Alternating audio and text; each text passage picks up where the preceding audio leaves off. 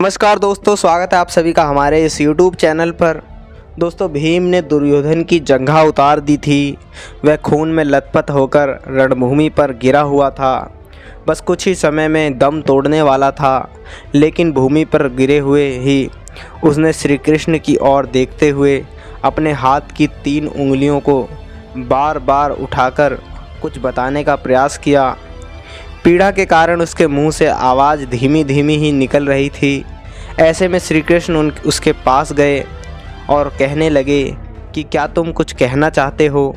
तब उसने कहा कि उसने महाभारत के युद्ध के दौरान 3 गलतियां की हैं। इन्हीं गलतियों के कारण वह युद्ध नहीं जीत सका और उसका यह हाल हुआ है।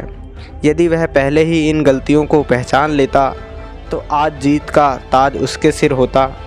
श्री कृष्ण ने सहजता से दुर्योधन से उसकी उन 3 गलतियों के बारे में पूछा तो उसने स्वयं नारायण के स्थान पर उनकी नारायणी सेना को चुना।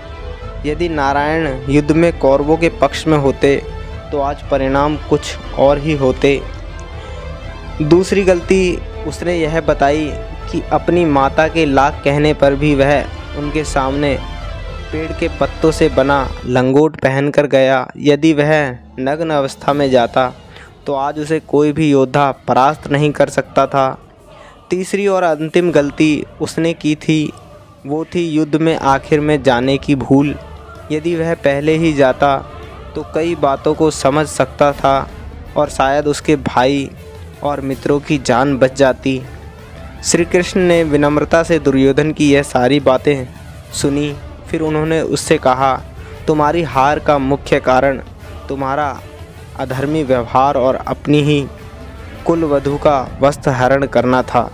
तुमने स्वयंतः अपने कर्मों से अपना भाग्य लिखा। श्री कृष्ण के कहने का तात्पर्य यह था कि तुम अपनी इन 3 गलतियों के कारण नहीं हारे, बल्कि तुम अधर्मी हो इसलिए हारे। यह सुनकर दुर्योधन को अपनी असली गलती का एहसास हो गया। इसी के साथ धन्यवाद दोस्तों।